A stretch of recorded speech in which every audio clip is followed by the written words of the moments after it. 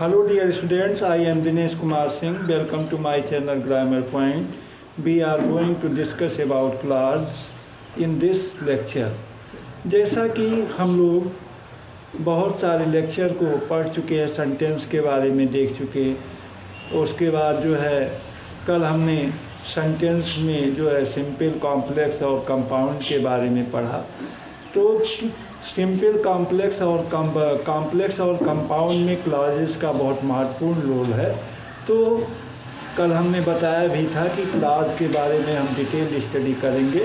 तो आज हम इस लेक्चर में क्लॉज के बारे में अध्ययन करेंगे और बहुत आसान तरीका है, बिल्कुल इजी तरीके से आपको बताएंगे, चुटकी में आप इसको सीख लेंगे।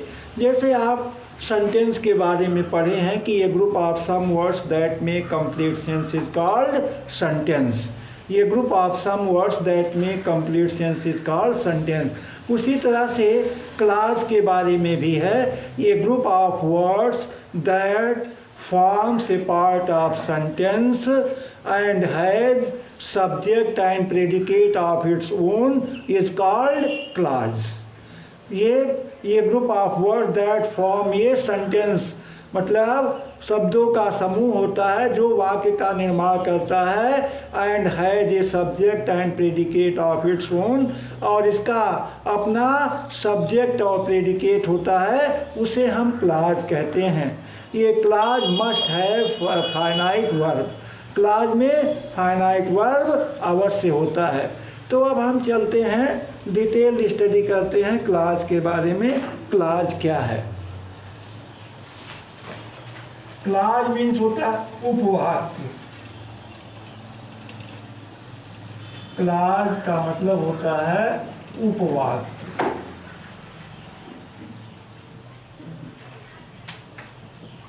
क्लॉज क्या है? उपवाक्य है।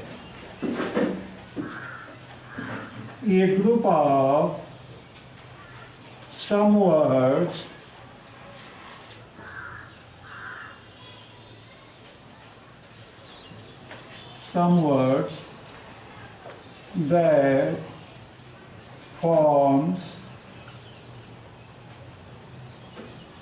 that forms a sentence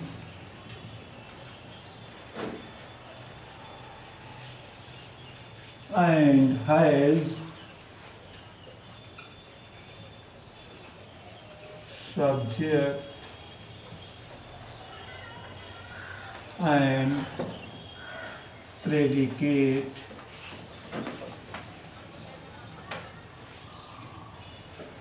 is called clause।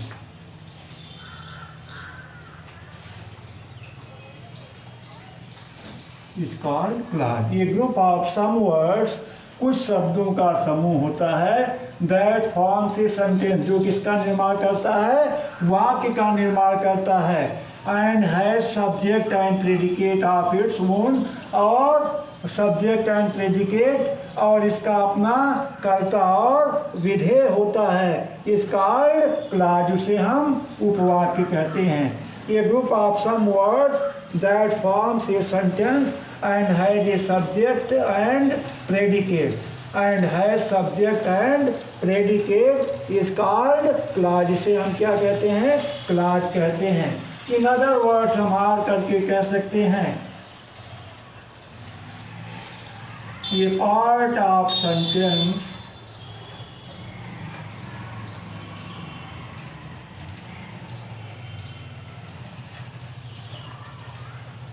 That has ये सब्जेक्ट एंड ये finite verb. A part of sentence that has a subject and a finite verb is called clause। वाक्य का एक भाग होता है, that has a subject and a finite verb। इसमें subject और फाइनाइट वर्ब का होता है, या इसी को हम प्रेडिकेट भी कह लें, आर करके finite verb or predicate. Predicate is called clause, इसे हम क्लाज कहते हैं।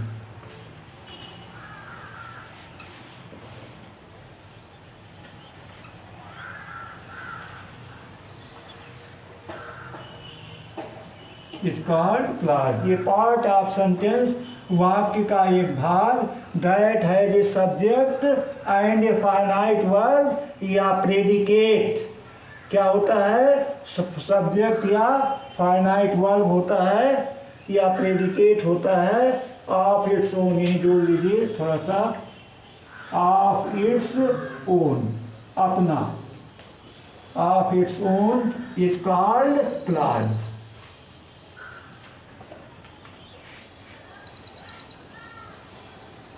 Is called clause.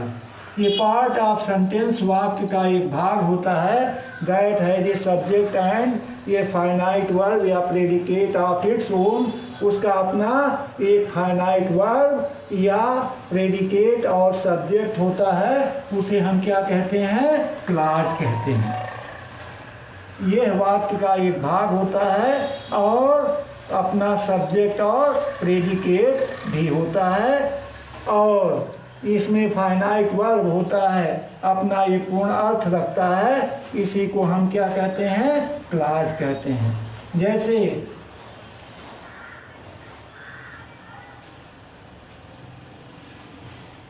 Ram is my brother,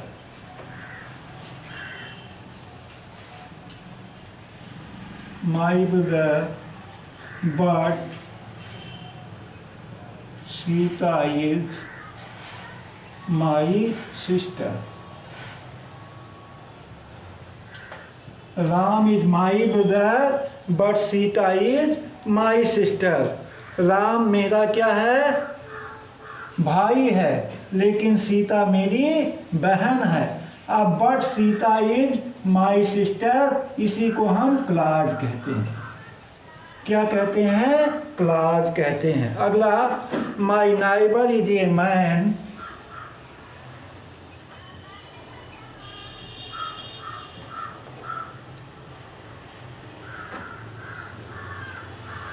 my neighbour is a man, my neighbour is a man who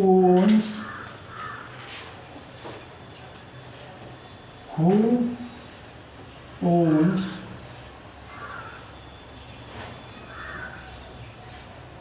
great wealth.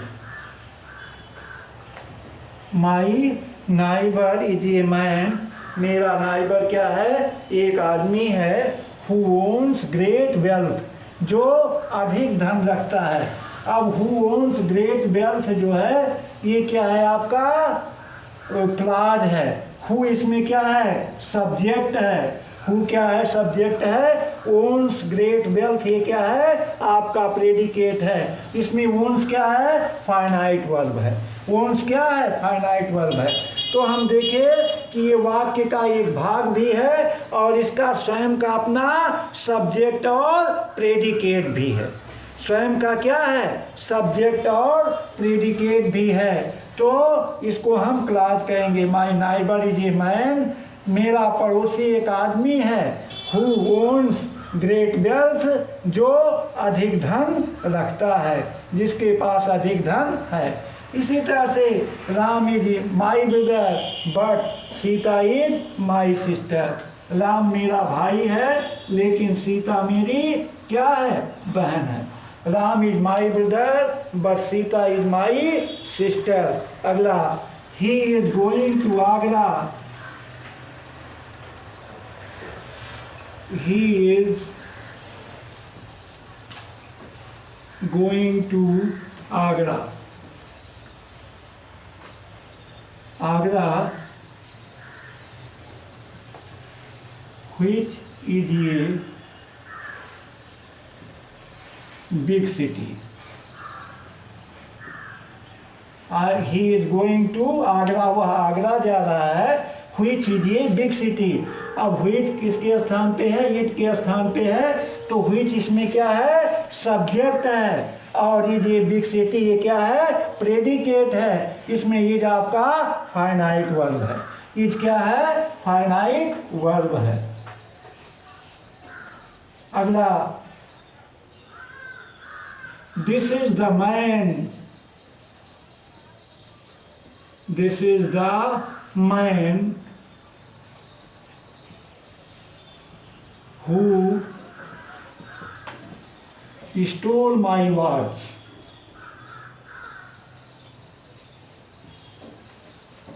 This is the man, यह वही आदमी है, who stole my watch, जिसने मेरी घड़ी चुराई थी। दिस इज द मैन, यह वही आदमी है, who stole my watch, जिसने मेरी घड़ी चुराई। तो यहाँ हु सब्जेक्ट है, स्टोर माई वॉच ये पूरा आपका, हु स्टोर माई वॉच ये क्या है, आपका क्लाज है, ये क्या है आपका क्लाज। अगला, he told me that,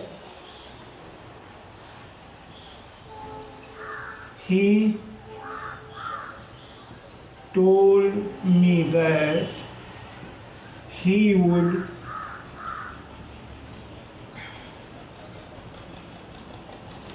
go to market, he told me that he would go to market, उसने मुझे बताया कि वो कहाँ जाएगा, बाजार जाएगा। he told me that he would go to market, तो यहाँ that he would go to market ये आपका क्या है, क्लाज है, इसका अपना एक सब्जेक्ट है, क्या है सब्जेक्ट, ही, और would go to कानपुर, ये मार्केट ये क्या है आपका प्रेडिकेट पार्ट है। तो क्लाज में हम ध्यान देंगे कि इसमें सब्जेक्ट और प्रेडिकेट होता है और वाक्य का एक भाग होता है, इसमें फाइनाइट वर्ब भी होता है। अब हम थोड़ा सा चर्चा करेंगे डिफरेंस के बारे में। सेंटेंस, सेंटेंस में क्या होता है, हैज वन फाइनाइट वर्ब, इसमें क्या होता है, वन फाइनाइट वर्ब होता है। क्लाज, क्लाज में इसमें भी हैज वन फाइनाइट वर्ब, इसमें भी फाइनाइट वर्ब होता है। फ्रेज, फ्रेज में क्या अंतर है, has no finite verb, has no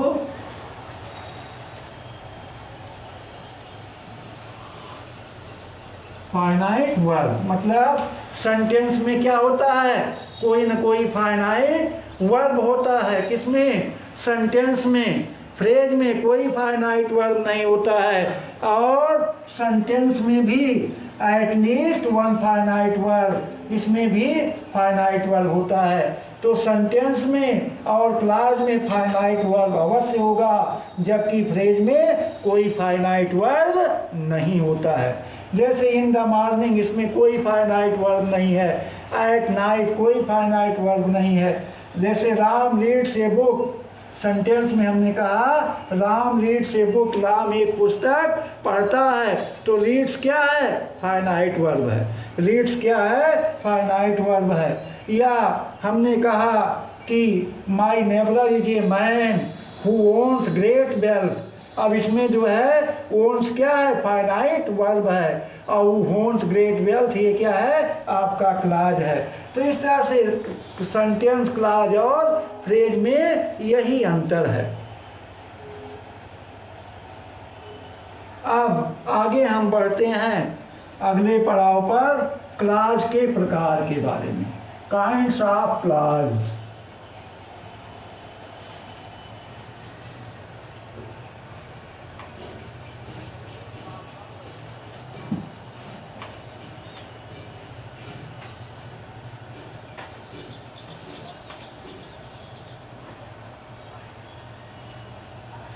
kinds of clauses के प्रकार। अब इसमें देयर आर 3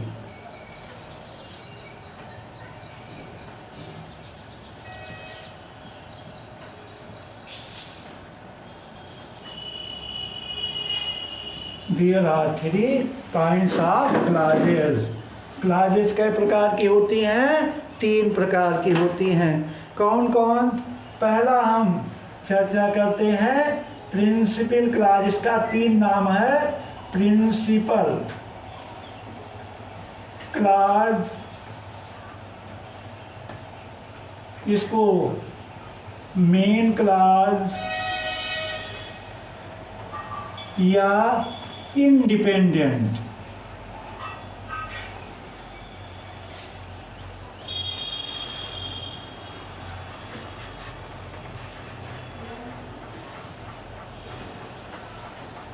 इसको मेन क्लॉज या इंडिपेंडेंट क्लॉज भी कहते हैं। प्रिंसिपल क्लॉज मुख्य उपवाक्य या मेन क्लॉज मुख्य वाक्य या इंडिपेंडेंट क्लॉज स्वतंत्र उपवाक्य भी इसे कहते हैं। दूसरा हम चलते हैं, वो होता है आपका कोऑर्डिनेट क्लॉज।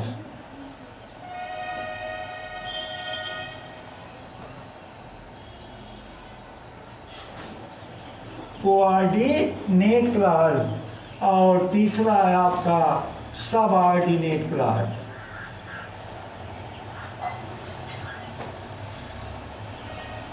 सबऑर्डिनेट क्लॉज, इसको डिपेंडेंट क्लॉज भी कहते हैं। आश्रित उपवाक्य डिपेंडेंट क्लॉज, इसको हम आश्रित उपवाक्य कहते हैं। इसमें कोऑर्डिनेटिंग कंजंक्शन होता है। कोऑर्डिनेटिंग कंजंक्शन,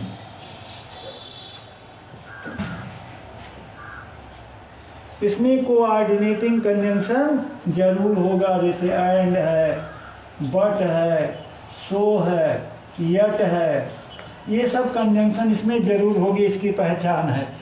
सबऑर्डिनेट क्लॉज को हम डिपेंडेंट क्लॉज भी कहते हैं और इसमें सबऑर्डिनेटिंग कंजंक्शन होता है।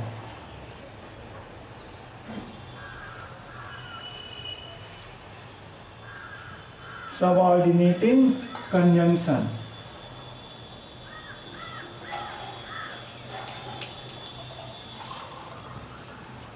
सबऑर्डिनेटिंग कंजंक्शन जैसे दैट है, बिकॉज है, दैट है, बिकॉज, उसके बाद जो है अनलेस है, इफ है, मतलब कोई न कोई सबऑर्डिनेटिंग कंजंक्शन से ये जरूर जुड़ा होगा। तो क्लॉज पर हमने चर्चा किया। क्लॉज मुख्य रूप से 3 प्रकार की हुई।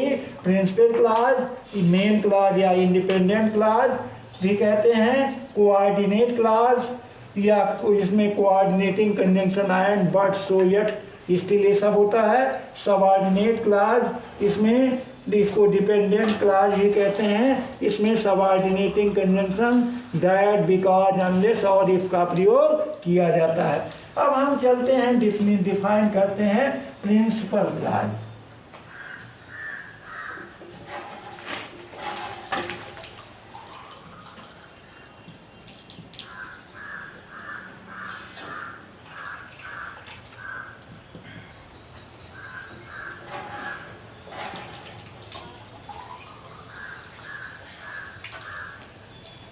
ये clause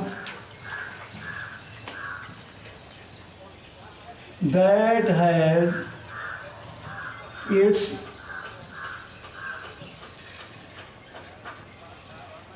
own meaning and does not depend on other to complete its meaning.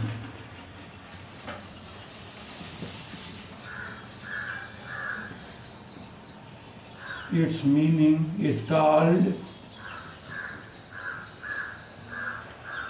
principal clause.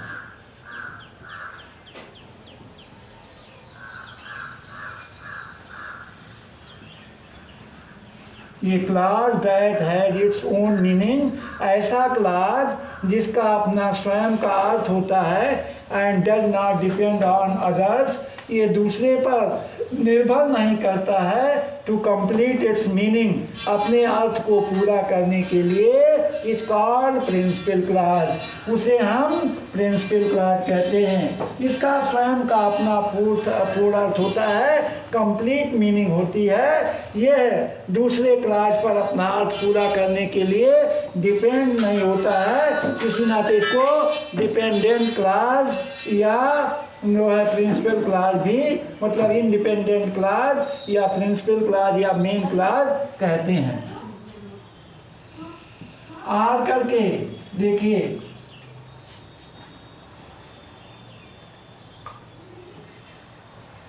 ये class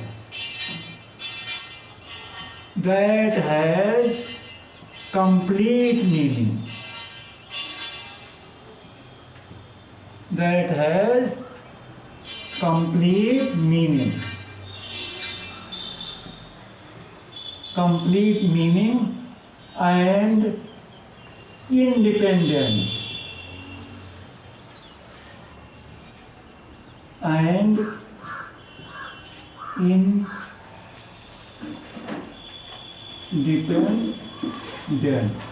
is called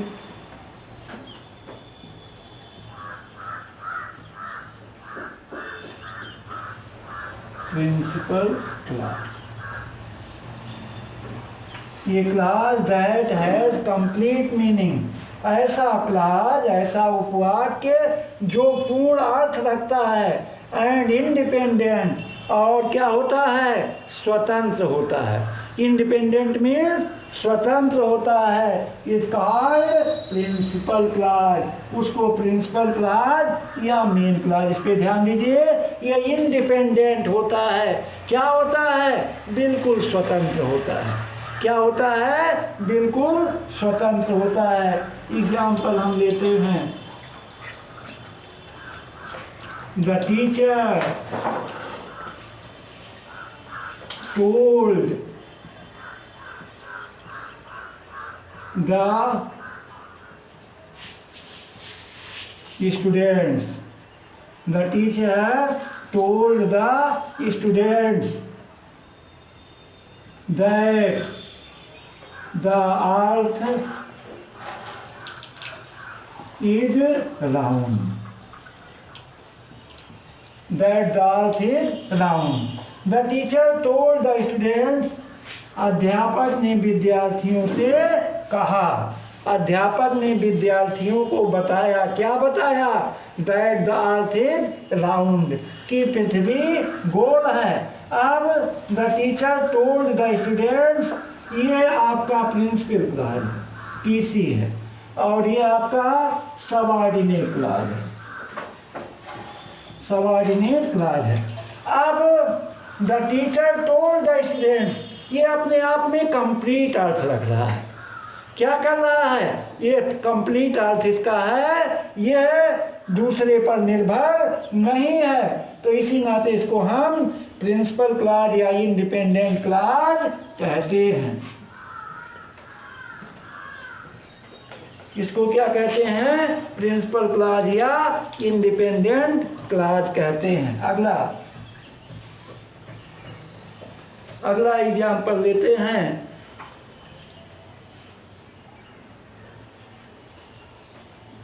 he is poor, but he is honest, he is poor but he is honest, तो but मतलब he is poor, ये आपका क्या है? Principal clause है। क्या है? प्रिंसिपल क्लॉज है। और जो आपका बट ही इज ऑनेस्ट, ये क्या है आपका? ये आपका कोऑर्डिनेट क्लॉज है। ये आपका प्रिंसिपल क्लॉज है, ये आपका कोऑर्डिनेट क्लॉज, कोऑर्डिनेट क्लॉज है। अगला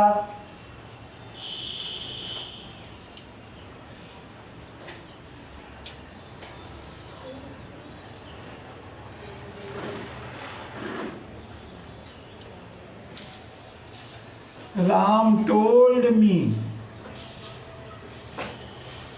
that he is a good boy.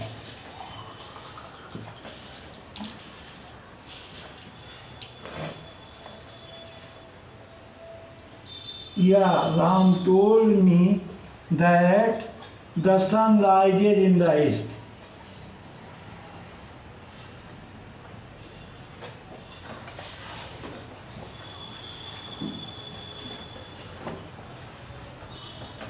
The sun rises in the east. तो राम टोल्ड मी क्या है? प्रिंसिपल क्लॉज है। इसका अर्थ पूरा है। ये क्या है? राम टोल्ड मी, ये कंप्लीट मीनिंग रख रहा है, ये एक दूसरे पर डिपेंड नहीं है। That the sun rises in the east, ये आपका क्या है? ये आपका सबऑर्डिनेट क्लॉज है। क्या है? सबऑर्डिनेट क्लॉज है। तो ये आप जो है प्रिंसिपल क्लॉज के बारे में अध्ययन किया गया कि ऐसा क्लॉज जो अपने आप में पूर्ण अर्थ रखता है और दूसरे क्लॉज पर निर्भर नहीं रहता है, इसमें कोई कंजंक्शन नहीं होता, नो कंजंक्शन। इसमें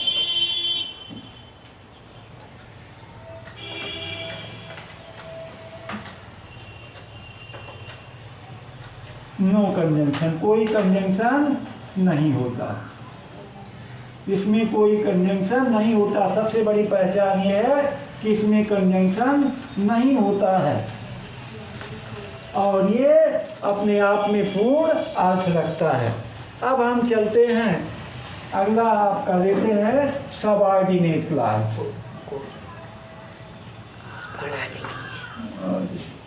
कोऑर्डिनेट क्लॉज।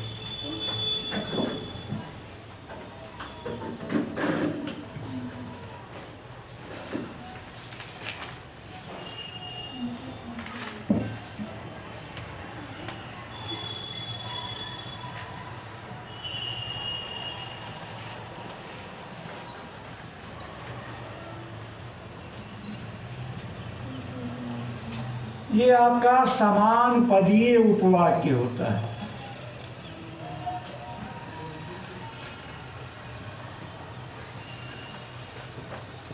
इसका मतलब ये है कि वाक्य में इसका इक्वल स्टेटस होता है। वाक्य में क्या होता है? इसका इक्वल स्टेटस होता है।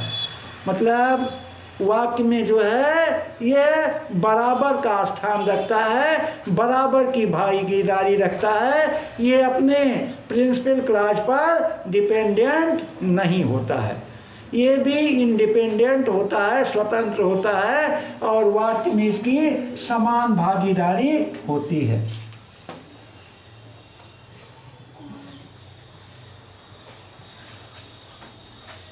ये clause that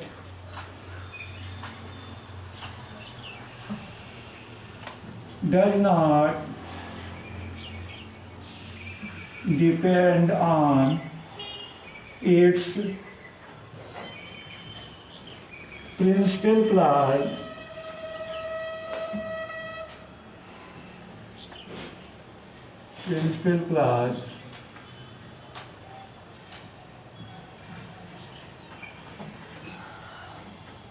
on its principal clause and has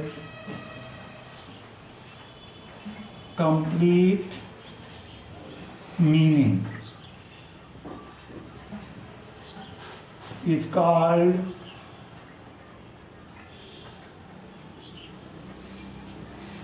is called, क्या कहलाएगा, coordinate class.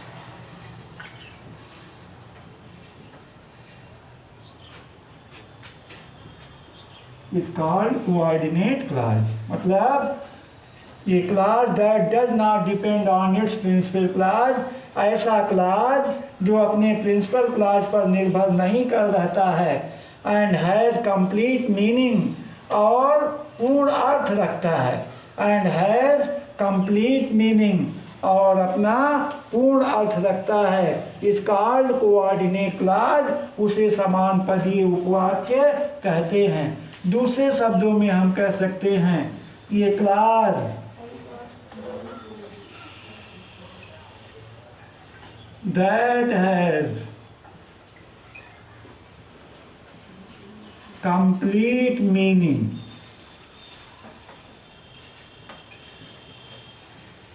of its own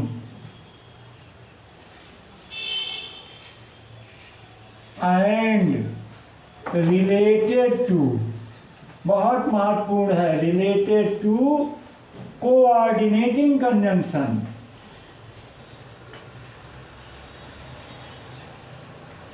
coordinating conjunctions,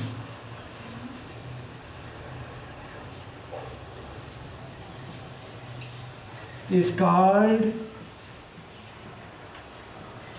क्या कहलाएगा, coordinate class.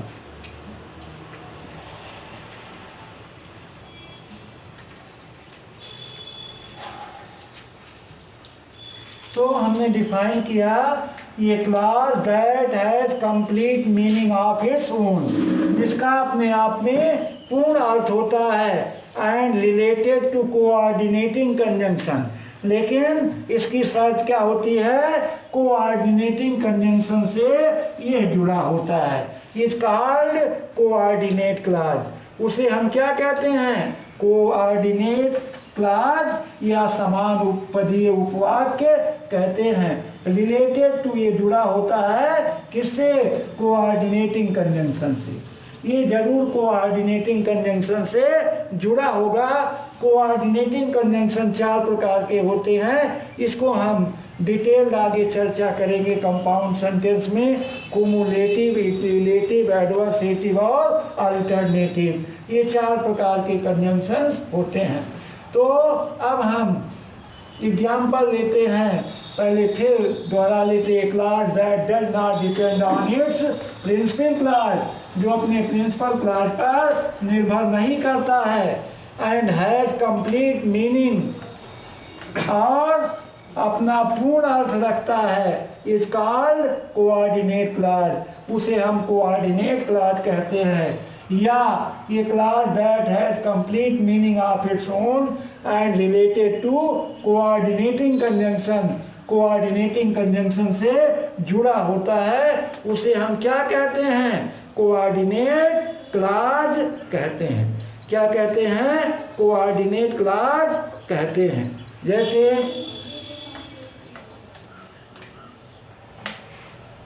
Ram is my brother but Sheila is my sister. Ram is my brother but Sheila is my sister. अब Ram is my brother, ये आपका क्या है, principal clause है। क्या है, प्रिंसिपल क्लास है। और but Sheela is my sister, ये क्या है आपका, सबऑर्डिनेट, मतलब कोऑर्डिनेट क्लास है। क्या है ये, coordinate.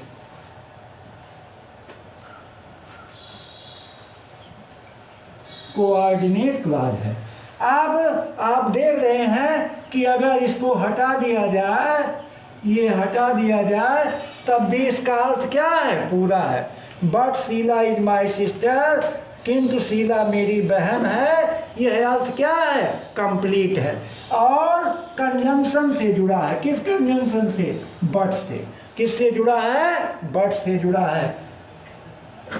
Come in or go out, come in or go out. Come in क्या है? प्रिंसिपल क्लॉज है। आर गो आउट ये क्या है? कोऑर्डिनेटिंग क्लॉज है। Come in or go out, अंदर आओ या बाहर जाओ, अंदर आओ अथवा बाहर जाओ।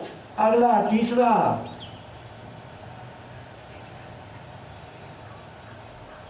ही is ill, he is ill, वह बीमार है। So he can not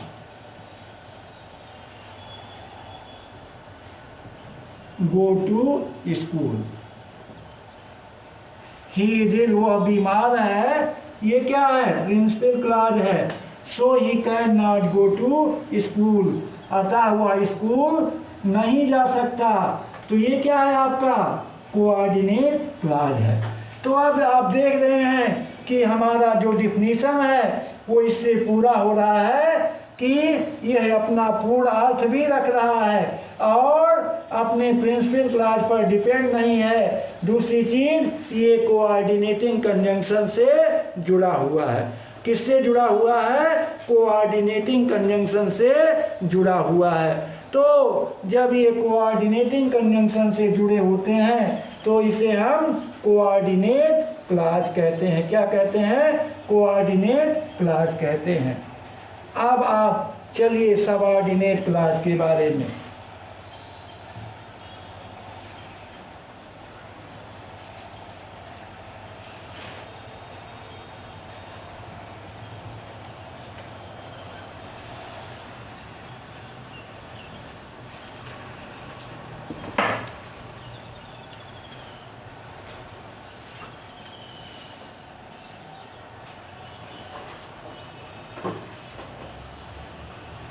A clause that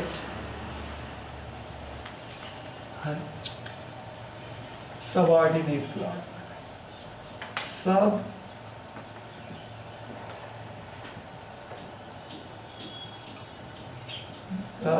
इसका मैंने जिक्र किया था, इसको डिपेंडेंट क्लॉज भी कहते हैं। क्या कहते हैं? Dependent clause. इसकी हिंदी होती आश्रित उपवाद। आश्रित माने सहारा, आश्रित उपवाद। इसको हम डिफाइन कर लेते हैं। ये clause that has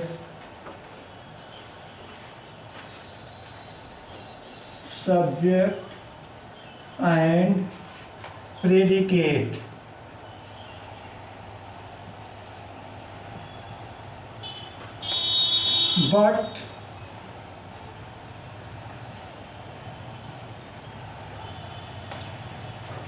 but it depends on its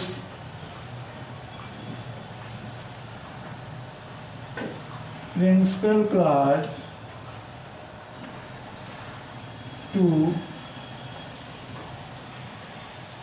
complete its meaning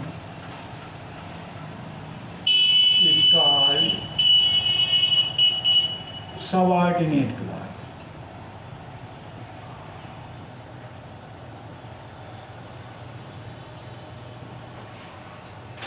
A clause that has subject and predicate, ऐसा उपवाक्य जिसका सब्जेक्ट और प्रेडिकेट होता है, but it depends on its principal clause, लेकिन यह डिपेंड्स पर ध्यान दीजिए, निर्भर करता है किस पर? ऑन इट्स प्रिंसिपल क्लॉज, अपने मुख्य उपवाक्य पर। टू कंप्लीट इट्स मीनिंग, अपना अर्थ पूरा करने के लिए, इज कॉल्ड सबऑर्डिनेट क्लॉज। उसे क्या कहते हैं? सबऑर्डिनेट क्लॉज कहते हैं। क्या कहते हैं? सबऑर्डिनेट क्लॉज कहते हैं। अथवा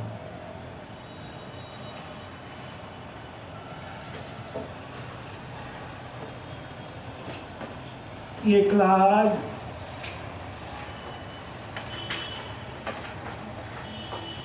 that depends on its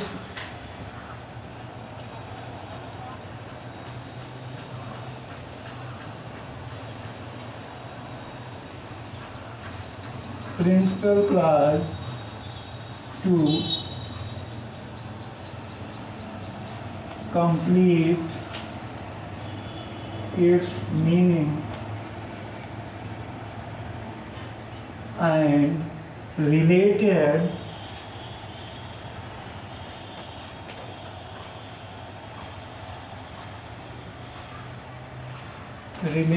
to subordinating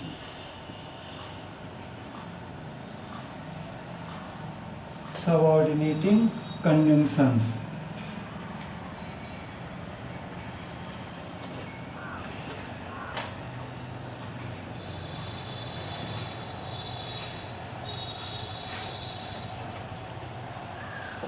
Is called क्या कहलाएगा? Subordinate clause.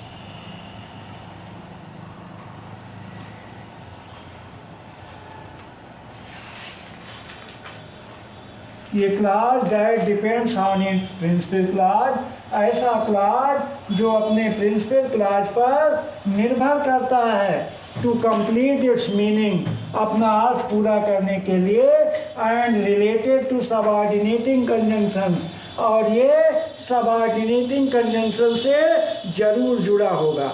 ये किससे जुड़ा होगा? सबऑर्डिनेटिंग कंजंक्शन से जरूर जुड़ा होगा, तो उसे हम क्या कहते हैं? सबऑर्डिनेट क्लॉज कहते हैं। सबऑर्डिनेटिंग कंजंक्शन से ये जुड़ा होता है और ये प्रिंसिपल क्लॉज पर डिपेंड करता है, इसी नाते इसको डिपेंडेंट क्लॉज भी कहते हैं। इसका दूसरा नाम क्या है? डिपेंडेंट क्लॉज भी है। जैसे he told me that he would come to see me. He told me that he would come to see me. He told me, उसने मुझे बताया कि क्या बताया? He told me that he would come to see me. अब he told me ये principal clause है आपका, और ये आपका सबऑर्डिनेटिंग क्लॉज है। That he would come to see me, ये आपका क्या है? सबऑर्डिनेट क्लॉज है। अब देखिए ये कंजंक्शन दैट से भी जुड़ा है, और अगर इसका ही टोल्ड मी हटा दिया जाए तो इसका अर्थ क्या होगा? बिल्कुल अधूरा होगा। इसका अर्थ क्या होगा? इनकम्प्लीट होगा। ये पढ़ा जाएगा that he would come to see me, कि वह मुझसे मिलने या मुझे देखने आएगा। तो क्या ये अर्थ पूरा है? अधूरा है। क्या है ये? अधूरा है। इस नाते इसको डिपेंडेंट क्लॉज भी कहते हैं। हम अगला एग्जाम्पल लेते हैं। This is the boy who came here.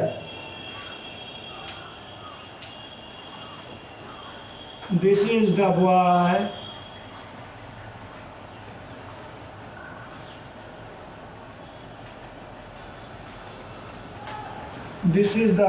who came here. अब this is the boy ये आपका प्रिंसिपल क्लॉज है, और who came here ये क्या है? सबऑर्डिनेट क्लॉज है। अब अगर इसको हटा दिया जाए तो इसका अर्थ क्या होगा? अधूरा होगा। ये भी ये सबऑर्डिनेट क्लॉज आपका हुआ। और अगला हम एग्जाम्पल लेते हैं। She is so big that she can not walk. She is so big that she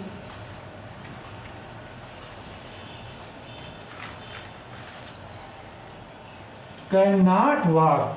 She is so big ये क्या है आपका? प्रिंसिपल क्लॉज है। She is so big that he cannot walk, कि वह चल नहीं सकता है।